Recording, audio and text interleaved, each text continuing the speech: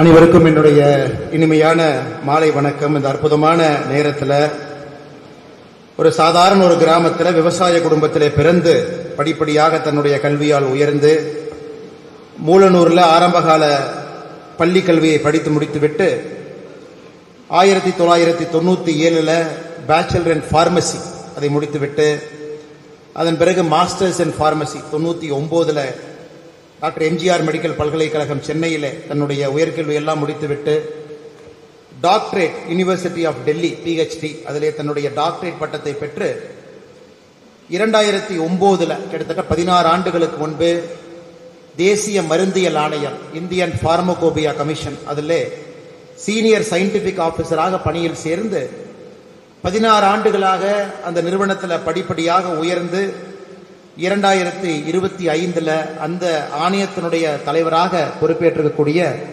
நம்முடைய மண்ணின் மைந்தன் டாக்டர் கலைச்செல்வன் ஐயா அவர்களுக்கு இந்த பாராட்டு விழாவை ஊர் மக்கள் சேர்ந்து நடத்தி கொண்டிருக்கின்றார். இது யாருக்கும் கிடைக்காத அரிய ஒரு பாராட்டு விழா.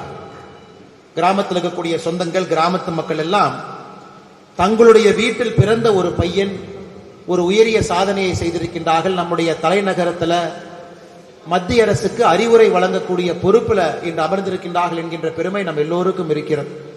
அதைவிட பெருமை அந்த ஊர் மக்கள் சொந்தத்தை கொண்டாடி, சொந்தக்காரங்களா இருக்கலாம், ஊர் மக்களாக இருக்கலாம், எல்லாம் ஒன்றாக இணைந்து இந்த மூலனூர் பகுதியில் இவருக்காக இந்த பாராட்டு விழாவை ஏற்பாடு செய்து எல்லோரையும் அழைத்து அவரை கௌரவப்படுத்தி இருப்பது எனக்கு தெரிந்து ஒரு அரிய பாராட்டு விழா ஐயா டாக்டர் கலைச்செல்வன் அவர்களுக்கு இன்று கிடைத்திருக்கிறது. நிச்சயமாக மேடையில் இருக்கக்கூடிய பெரும் மனிதர்களும் கூட அதற்கு சான்றாக அமர்ந்திருக்கின்றார். இதே சோமன் கோட்டையில் பிறந்து அசிஸ்டன்ட் டைரக்டர் பதவியில் கால்நடை மருத்துவராக இருந்து ஓய்வு பெற்று இன்றும் நம்ம வழிநடத்தக்கூடிய ஐயா டாக்டர் சந்திரசேகர் அவர்கள் மேடையின் மீது இருக்கின்றார். அக்ரிகல்ச்சர் முடித்துவிட்டு இயற்கை விஞ்ஞானியாக இருந்து சொந்த ஊரில் இயற்கை விவசாயத்தை கையில் எடுத்திருக்கக்கூடிய டாக்டர் சரவணன் அவர்கள் மேடையில் இருக்கின்றார். உள்ளூர்ல பெரிய மனிதர், விவசாயி, சமூக சேவைகள் பல செய்து உங்களுடைய பெருமையெல்லாம் நல்ல ஒரு மனிதராக வாழ்ந்து கொண்டிருக்கக்கூடிய ஐயா கோவிந்தசாமி அவர்கள் மேடையின் மீது இருக்கின்றார். அவருக்கும் என்னுடைய நெஞ்சார்ந்த வாழ்த்துக்கள், வணக்கங்கள். மிக முக்கியமாக இந்த பகுதியினுடைய முன்னாள் நாடாளுமன்ற உறுப்பினர், மூத்த வழக்கறிஞர், இதுவரை ஒரு கிரிமினல் கேஸ்ல 100க்கும் மேற்பட்ட கிரிமினல் கேஸ்ல தொடர்ச்சியாக வெற்றியை மட்டுமே பார்த்திருக்கக்கூடிய, நான் சார்ந்திருக்கக்கூடிய கட்சியில மூத்த தலைவராக இருக்கக்கூடிய ஐயா டாக்டர் SK கார்வேந்தன் அவர்கள் வந்திருக்கின்றார்கள். அவருக்கும் என்னுடைய சிறப்பு வணக்கங்கள். உள்ளூர் பெரியவர்கள், வேறு வேறு அரசியல் கட்சியினுடைய தலைவர்கள், மதிப்பு மிகுந்த அண்ணா திராவிட முன்னேற்ற கழகத்தினுடைய ஆளுமை மிகுந்த தலைவர்கள் அமர்ந்திருக்கின்றார். திராவிட முன்னேற்ற கழகத்தினுடைய தலைவர்கள் அமர்ந்திருக்கின்றார்கள். அரசியல் கட்சி எல்லாம் தாண்டி இந்த மண்ணினுடைய மைந்தனுக்காக வந்திருக்கக்கூடிய எல்லா உள்ளூர் நபர்களுக்கும் பெரியவர்களுக்கும் என்னுடைய வாழ்த்துக்களை தெரிவித்துக் கொள்கின்றேன். மிக முக்கியமாக மருத்துவர்கள் வந்திருக்கின்றார்கள். தூரத்தில் இருந்து சின்னத்தாராபத்தில் பார்க்கும் பொழுது நம்முடைய கனகராஜ் அண்ணன் சின்னத்தாராபத்திலிருந்து வந்திருக்கிறாங்க, ரங்கபாளையத்திலிருந்து வந்திருக்கிறாங்க, காதக்கோட்டையிலிருந்து வந்திருக்கிறாங்க, சோமன் கோட்டையிலிருந்து உள்ளூர் பெரியவங்க வந்திருக்கிறாங்க. சுத்தி எங்கே பார்த்தாலும் கூட மூலனூருடைய பெரியவர்கள், அரிமா சங்கத்தினுடைய உறுப்பினர்கள், ஆளுமை மிகுந்த உள்ளூர் நபர்கள் எல்லோரும் வந்திருப்பது மிகுந்த ஒரு மகிழ்ச்சி அளிக்கிறது. காரணம், பொறுப்பை ஏற்ற பிறகு உள்ளூருக்கு தன்னுடைய குடும்பத்தோடு வந்து உறவினர்களை சந்தித்து குலதெய்வ கோவில் வழிபாடெல்லாம் நடத்தி முடித்துவிட்டு நாளைக்கு திரும்ப டெல்லி போயிட்டாங்கன்னா கடுமையான பணிச்சூழல்ல, பணிச்சுமையில அந்த வேலையை செய்ய வேண்டிய கடமை அவருக்கு இருக்கிறது. திரும்ப உங்க ஊருக்கு வருவாங்களா, எப்ப வருவாங்கன்னு நமக்கு தெரியாது. ஆனால் கிடைத்திருக்கக்கூடிய நேரத்தை பயன்படுத்தி நாம் எல்லோரும் ஒன்றாக இணைந்து ஐயா டாக்டர் கலைச்செல்வன் அவர்களுக்கு இந்த பாராட்டு விழாவை நடத்தி கொண்டிருக்கின்றோம். ஒரு 2 நிமிடம் ஐயாவை பற்றியும் அவருடைய பொறுப்பை பற்றியும் பேசுவது என்னுடைய கடமையாக கருதுகின்றேன். காரணம், ஐயா அவர்களுக்கு முதல் நான் தொலைபேசி மூலமாக அழைத்து வாழ்த்து சொல்லிய பிறகு பத்திரிகை நண்பர்களை அழைத்தேன். அண்ணா, நம்ம ஊர்ல டாக்டர் கலைச்செல்வன் அவர்கள் இன்னைக்கு இந்திய மருந்தியல் ஆணையத்தினுடைய தலைவராக பொறுப்பேற்றிருக்கிறாங்க, நீங்களா அவர் இன்டர்வியூ பண்ணணும். ஒரு பத்திரிகை நிருபர் கேட்டாரு, எதுக்கு நான் இன்டர்வியூ பண்ணணும்? ஆனா நீங்க இன்டர்வியூ பண்ணி இந்திய மருந்தியல் ஆணையம் இவரை பற்றி நீங்க மக்களுக்கு சொன்னாதான் மக்களுக்கு உண்மையாலுமே இந்திய மருந்தியல் ஆணையத்தை பற்றி பட்டி தொட்டியில தெரியும். நகரத்தில் நமக்கு 4 பேர் 10 பேர் 1000 பேருக்கு தெரியுது முக்கியம் இல்லைன்னா, ஒரு கிராமத்தில் இருக்கக்கூடிய மனிதருக்கு இந்திய மருந்தியல் ஆணையம்னா என்ன, அவர்களுடைய வேலை என்ன, அப்படிப்பட்ட ஒரு பொறுப்புக்கு தமிழகத்திலிருந்து ஒருவர் போயிருக்கிறாரு. நம்ம தமிழ்நாட்டுக்கே அது பெருமைங்கிறதுக்காக நிறைய பத்திரிகை நண்பர்களை தொலைபேசி மூலமாக அழைத்து அண்ணங்கிட்ட சொன்னேன், நீங்க கோச்சுக்காம கொஞ்சம் பத்திரிகை நண்பர்கள் உங்களை அழைக்கும் பொழுது பேட்டி மட்டும் நீங்க கொடுங்க, துறையை பற்றி, உங்களை பற்றி சொல்லுங்க. கூச்சப்படாதீங்க. நீங்க வந்து லைம் லைட்ல வரமாட்டேன் என்று அடம் பிடிக்காதீர்கள். காரணம், எங்கேயோ படித்துக் கொண்டிருக்கக்கூடிய மாணவ செல்வனுக்கு இது ஒரு மோட்டிவேஷன். ஒரு சாதாரண கிராமத்துல தமிழ் வழி கல்வி, வெறும் தமிழ் வழி கல்வியில தாய்மொழியில 12ஆம் வகுப்பு வரை படித்து, அதன் பிறகு சென்னையில படித்து, அதன் பிறகு டெல்லியில PhD பெற்று, இன்னைக்கு இவர் பாருங்க 2009 இந்த துறையில், குறிப்பாக இந்த ஆணையத்திலே சேர்ந்த பிறகு படிப்படியாக இன்னைக்கு அவருடைய ப்ரொஃபைல பார்க்கும் பொழுது 130க்கும் மேற்பட்ட ஆய்வு கட்டுரைகளை வெளியிட்டிருக்கின்றார்கள். பாருங்க, ஆய்வு கட்டுரைகள் 130 ஆய்வு கட்டுரைகள். அது நம்முடைய தேசிய அளவில், இன்டர்நேஷனல் அளவில் ஜேர்னல்ஸ் எழுதியிருக்கிறாங்க. நம்முடைய நாட்டை, நம்முடைய நாட்டின் சார்பாக வேர்ல்டு ஹெல்த் ஆர்கனைசேஷன், ஜெனீவா, பல அமைப்புகளுக்கு இந்தியாவை ரெப்ரசென்ட் பண்ணி IPC சார்பாக பல இடத்துக்கு போயிருக்கிறாங்க, பல இடத்துல பேசியிருக்கிறாங்க. அதையெல்லாம் தாண்டி வேறு வேறு புத்தகங்கள்ல 11 சாப்டர் எழுதியிருக்கிறாங்க. நம்முடைய நாட்டில் இருக்கக்கூடிய மிக உயர்ந்த நிறுவனங்களாக இருக்கக்கூடிய department of science and technology, all India council for technical education, அவங்களுடைய ஃபெலோஷிப்பை வாங்கியிருக்கிறாங்க. இதை நாம் புரிந்து கொள்ள வேண்டும். ஒரு தமிழ் வழி கல்வியில கிராமத்தில் ஒருத்தர் படிச்சு படிப்படியாக தன்னுடைய கடின உழைப்புல உயர்ந்து எத்தனை இடத்துல சாதனை செய்து இந்த பொறுப்புக்கு வந்திருப்பாங்க. இன்னும் ஒரு நிறைய பொறுப்புக்கு போக போறாங்க. இதற்கு முன்பு யாரெல்லாம் இந்திய மருந்தியல் ஆணையத்தில் தலைவராக பொறுப்பேற்றிருக்கின்றார்களோ அவங்களுடைய சரித்திரத்தை பார்க்கும் பொழுது இதை தாண்டி இன்னும் ஒரு பொறுப்பு, உச்சபட்ச பொறுப்பாக இருக்கிறது. குறிப்பாக இந்த ட்ரக்ஸுக்கு இருக்கக்கூடிய கண்ட்ரோலர் ஜெனரல். இன்னைக்கு நாம் எல்லோரும் வேண்டிக் கொள்வது, இந்த பாராட்டு விழாவில் இந்த பொறுப்பிலிருந்து சில ஆண்டு காலம் இதில் பணி செய்துவிட்டு வயது குறைவாக இருக்கின்ற காரணத்தினால இன்னும் நம் நாட்டினுடைய உயரிய பொறுப்புக்கு போகத்தான் போறாங்க. அன்னைக்கு மறுபடியும் ஒரு பாராட்டு விழா சோமன் கோட்டையில் நாம் எடுக்கத்தான் போறோம். மறுபடியும் நாம் எல்லாம் சேரத்தான் போறோம். அதற்கு இந்த பொறுப்பில் மிகச் சிறப்பாக அவர் பணியாற்ற வேண்டும். காரணம், இவர் அரசு அதிகாரி இன்னைக்கு டெக்னிக்கலா இல்லைங்க. இது ஒரு ஆச்சரியமான விஷயம். இவர் அரசு அதிகாரி இல்லை, ஆனா அரசு சம்பளம் வாங்குறாங்க. இது ஒரு அட்டானமஸ் பாடி. அரசுக்கு கீழே இருந்தாலும் கூட அரசால் இவரை கட்டுப்படுத்த முடியாது. அது போன்ற ஒரு துறை. இந்த இந்திய மருந்தியல் ஆணையம் என்பது 1940 நம்முடைய நாட்டில் ஒரு சட்டத்தை கொண்டு வந்த ட்ரக்ஸ் அண்ட் காஸ்மெட்டிக்ஸ் ஆக்ட். நம்ம நாட்டில் நாம் பயன்படுத்தக்கூடிய ஒரு மருந்துக்கும் கூட ஒரு சட்டத்தின் மூலமாக அந்த மருந்து வருது. ஐயா சொன்னாங்க, பாராசிட்டமால் ஒரு வார்த்தையை பயன்படுத்துறாங்க. காய்ச்சலுக்கு நாம் பயன்படுத்தக்கூடிய ஒரு மாத்திரை. அதை எப்படி தயாரிக்கணும், அதனுடைய குவாலிட்டி என்ன, அதை எப்படி கொண்டு செல்ல வேண்டும், எத்தனை நாள் வச்சிருக்கணும். இப்ப 4 ஆண்டுகள் மட்டும்தான் மருந்து தயாரிக்கக்கூடிய நிறுவனங்கள் அந்த மருந்துக்கு பொறுப்பு. இன்னைக்கு ரூல் படி 4 ஆண்டுகளை தாண்டி அதை கண்காணிக்க வேண்டிய பொறுப்பு IPCக்கு இருக்கு. இது போன்ற பல விஷயங்கள். காரணம், ஒரு சாதாரண ஒரு கடையில, மருந்து கடையில போய் ஒரு மருந்தை வாங்கி யோசிக்காம நம்ம சாப்பிடுவோம். இன்னைக்கு ராஜஸ்தான்ல பாருங்க, 2 குழந்தைகள் ஒரு இடத்துல போய் காப் சிரப் வாங்கி குடிக்கிறாங்க, அந்த 2 குழந்தைகள் இறந்துடுறாங்க.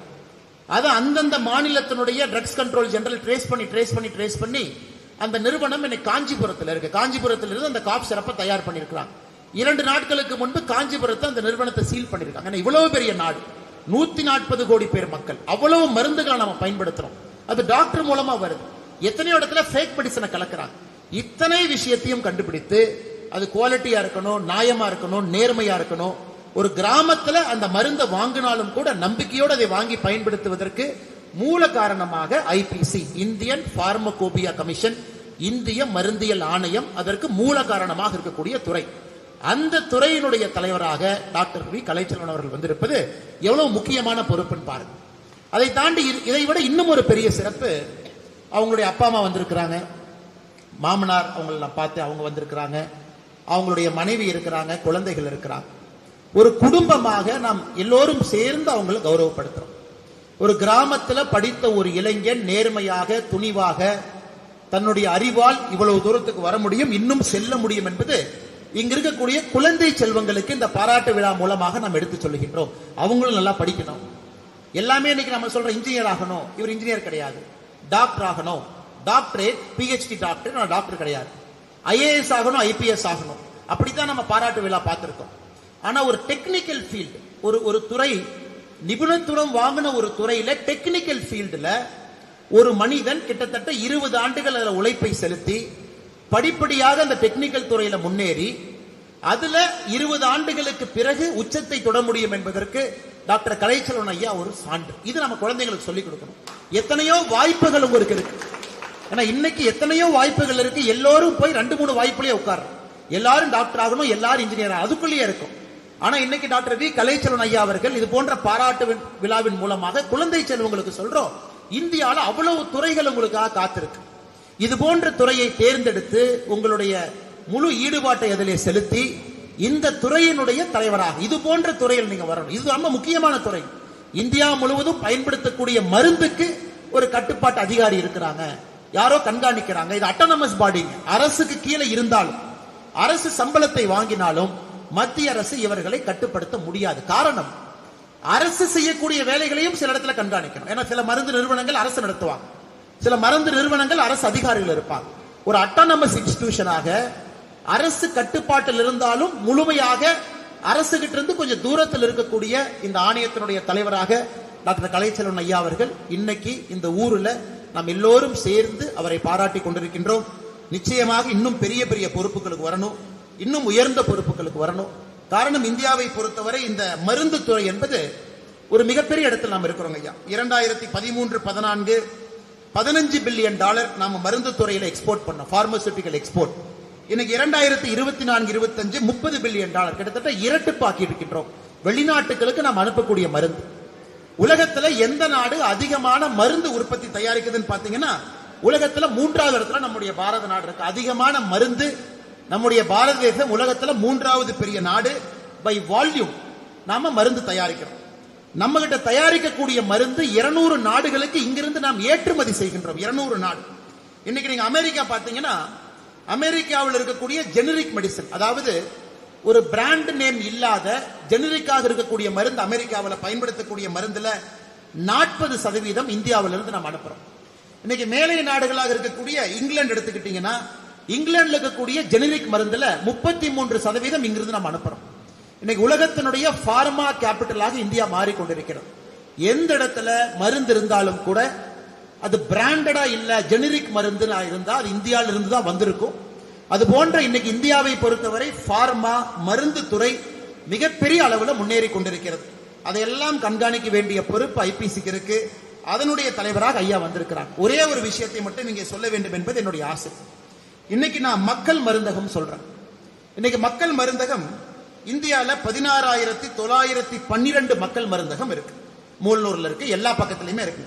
தமிழ்நாட்டில் 1363, 16,1363 நம்ம இருக்கோம். கடந்த 11 ஆண்டுகள்ல மட்டுமே மக்கள் மருந்தகத்துல நாம் வாங்கக்கூடிய ஜெனரிக் சாதாரண மருந்துன்னு சொல்றோம். மக்கள் அதை சாதாரண நினைச்சுக்கிறாங்க. ஒரு பிராண்டட் மருந்து காஸ்ட்லி, அதே மருந்து பிராண்ட் இல்லாம வரும் பொழுது அது கொஞ்சம் சீப். ஆனா மக்களுக்கு அந்த பயம்லாம் போய் நம்ம மக்கள் மருந்தகத்துல ஒரு மருந்து வாங்கினாலும் கூட அது தரமாக இருக்கும் என்று மருந்து வாங்குறாங்க. கடந்த 11 ஆண்டுகள்ல நம்முடைய நாட்டு மக்கள் மக்கள் மருந்தகத்துல வாங்கிய மருந்து மூலமாக 38,000 கோடி சேமிச்சிருக்கிறாங்க. யோசிச்சு பாருங்க, 38,000 கோடி சேமிச்சிருக்கிறாங்க. அந்த மருந்து ஒரு பிராண்டட் வாங்குறதுலயும் மக்கள் மருந்தகத்துல வாங்குறதுலயும் 50-80% அந்த மருந்து குறைவான ரேட்டு கிடைக்குது. இன்னைக்கு ஒரு பக்கம் இது போயிட்டு இருக்குதுங்க ஐயா, மக்கள் மருந்தகம் எல்லா இடத்துலயும் வருது, அதை கண்காணிக்கணும். இன்னொரு பக்கம் உலகம் முழுவதுமே நம்ம ஊர்ல தயாரிக்கக்கூடிய மருந்து நம்ம அனுப்புறோம். ஏற்கனவே உங்களுக்கு சொன்னாங்க ஐயா, அமெரிக்காவில் ஜெனரிக் மருந்துல 40% நம்ம கொடுக்கிறோம். நீங்க நல்லா யோசிச்சு பாருங்க. இந்தியால சிப்லாங்கிற ஒரு நிறுவனம் இருக்கு, சிப்லா. அந்த நிறுவனம் HIV எய்ட்ஸுக்கான மருந்து தயாரிக்கும் முன்பு ஒரே ஒரு நிறுவனம் மட்டும்தான் உலகத்துல எய்ட்ஸுக்கு மருந்து தயாரிச்சாங்க. அது அமெரிக்காவில் இருக்கக்கூடிய நிறுவனமாக இருக்கக்கூடிய பர்கோஸ் வெல்கம் அப்படிங்கிற நிறுவனம் எய்ட்ஸுக்கு மருந்து வேணும் அவங்ககிட்ட தான் வாங்கணும். அவங்க என்ன பண்ணாங்க, அவங்க வைக்கிறதா சட்டம், அவங்க வைக்கிறதா ரேட். ஆப்பிரிக்கா உலகத்தில் அதிகமாக எய்ட்ஸ் நோயாளிகள் இருக்கக்கூடிய ஒரு நாடு. ஒரு ஊர்ல ஒருத்தருக்கு எய்ட்ஸ் ட்ரீட்மெண்ட் பண்ணணும்னா ஒரு நாளைக்கு $32 செலவாச்சு. இந்த பரோஸ் வெல்கம் என்கின்ற அமெரிக்க நிறுவனம் $32 கொடுக்கும். இந்தியால யூசுப் ஹமீத் அவர்கள் சிப்லாவை ஆரம்பிக்கும் பொழுது நம்ம ஊர்ல மருந்து தயாரிச்சு பிராண்ட் இல்லாம ஜெனரிக்கா தயாரிச்சு அதே ஆப்பிரிக்கால இருக்கிற எய்ட்ஸ் நோயாளிக்கு $1 கொடுத்தார். $1. $32 அமெரிக்கா நிறுவனம் கொடுத்து லாபம் பார்த்து கொண்டிருந்த நேரத்தில் இந்தியால சிப்லா அதை தயாரித்து $1 கொடுத்தாங்க. இது போன்ற உலகத்தை ஃபுல்லா நம்ம மாத்தி இருக்கிறோம் ஐயா. இன்னைக்கு ஐயாவுக்கு பாராட்டு விழா எடுப்பதன் மூலமாக இந்தியாவுடைய மருந்தியல் துறையினுடைய சாதனை நம்ம தெரிஞ்சுக்கிறோம். இந்தியால மருந்தியல் ஆணையத்தினுடைய வேலையை புரிஞ்சுக்கிறோம். இந்தியா உலகத்தினுடைய மருத்துவ தலைநகராக, மருந்துக்கான தலைநகராக மாறிக்கொண்டிருக்கிறது என்பதை தெரிந்து கொள்கின்றோம். இன்னும் 3 ஆண்டுகள் கழித்து பேசும் பொழுது இன்னும் அதிகமான சாதனைகள் இருக்கும். இதை தாண்டி இன்னும் ஒரு பொறுப்பு இருக்கு, drugs controller general of India. இன்னும் ஒரு பொறுப்பு. எந்த மருந்தாலும் ஃபைனல் அத்தாரிட்டி அவங்க. எந்த மருந்து லைசன்ஸ் வேணுமா அவங்க தான், ஃபார்முலேஷன் அவங்க தான், மருந்தை தயாரிக்கணுமா அவங்களுடைய கட்டுப்பாடு. சோ இதற்கு முன்பு ஐபிசியினுடைய தலைவர்களாக யாரெல்லாம் இருந்திருக்கின்றார்களோ அவங்க டைரக்டர் ஜெனரலாக மேல போயிருக்கிறாங்க. அதனால் நிச்சயமாக நம்முடைய கலைச்செல்வன் ஐயா அவர்கள் அவங்க குலதெய்வத்தினுடைய அருளோடு மக்களுடைய அன்போடு ஆசியோடு இன்னும் ஒரு உயர்ந்த பொறுப்புக்கு நீங்க போவீங்க. நிச்சயமாக மறுபடியும் சோமன் கோட்டைக்கு நாம வருவோம்.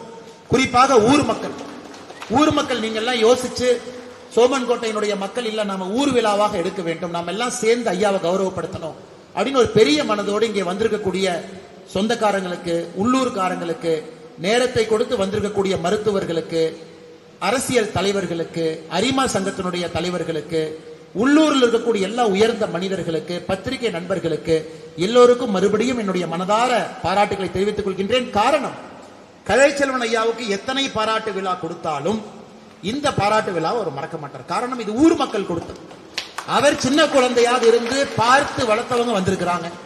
அவர் பள்ளிக்கூடத்திற்கு சைக்கிள்ல மூலனூருக்கு அவருடைய ப்ரொஃபைல படிக்கும் பொழுது சைக்கிள்ல போகும்போது பள்ளிக்கூடத்துக்கு போய் படிச்சவங்க வந்திருக்கிறாங்க. மிக முக்கியமாக அவங்க அப்பா அம்மா முன்னாடி இந்த பாராட்டு விழா நடக்குது. எவ்வளவு பெரிய விஷயம் பாருங்க. விவசாய குடும்பத்தில் இருக்கக்கூடிய தந்தை தாய் அவங்க முன்னாடி அவர்களுடைய பையனை சான்றோர் என்று சொல்லுகின்றோம். இதை விட பெருமை ஒரு தந்தை தாய்க்கு என்ன கிடைக்கும்? இன்னைக்கு அந்த தந்தை தாய்க்கு முன்பு அவருடைய மகனை இங்கே மக்கள் முன்பு அமர வைத்து ஊர் மக்கள் சேர்ந்து பாராட்டுகின்றோம். அப்படிப்பட்ட தந்தை தாய் இங்கே வந்திருக்கின்றார்கள். என்னுடைய அன்பான வேண்டுகோள், தந்தை தாய் மேடைக்கு வரணும், ஐயாவோட மாமனார் மாமியார் நீங்க மேடைக்கு வரணும், மனைவி அவங்க மேடைக்கு வரணும், குழந்தைகள் மேடைக்கு வரணும். நீங்க வந்தீங்கன்னா சேர் போட்டு உங்களை உட்கார வைத்து நாங்கள் உங்களை, ஏன்னா அவருடைய வெற்றி என்பது அவர் வெற்றி இல்லைங்க, உங்க வெற்றி. நீங்க எல்லாம் சேர்ந்து கொண்டு வந்து உட்கார வச்சிருக்கிறீங்க. அதனால் அவர்களுக்கு கொடுக்கக்கூடிய வெற்றி விழா என்பது உங்களை மேடையில் அழைத்து முன்னிருக்கையில பெரியவங்க இருக்கிறாங்க, அவங்கெல்லாம் உங்களுக்கு அந்த மரியாதையை செய்யும் பொழுதுதான் எங்களுக்கு அது சந்தோஷத்தை கொடுக்கும், ஊர் மக்களுக்கு சந்தோஷத்தை கொடுக்கும். என்னுடைய அன்பான வேண்டுகோள், தந்தை தாய் எல்லோரும் நீங்க மேலே வர வேண்டும் என்று அன்போடு இந்த நேரத்தில் கேட்டுக்கின்றோம். வந்திருக்கக்கூடிய பெரியவர்களுக்கு என்னுடைய வாழ்த்துக்களை வணக்கங்களை தெரிவித்து என்னுடைய உரையை முடித்துக் கொள்கின்றேன். நன்றி, வணக்கம்.